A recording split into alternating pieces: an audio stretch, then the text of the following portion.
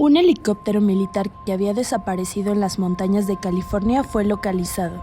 La nieve y las nubes bajas dificultaron las tareas.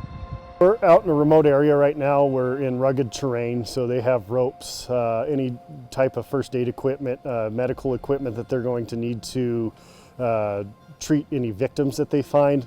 They've got stuff to stay warm in cold weather, so they're fully outfitted and fully prepared. La aeronave debía aterrizar en San Diego el martes, pero desapareció durante la noche.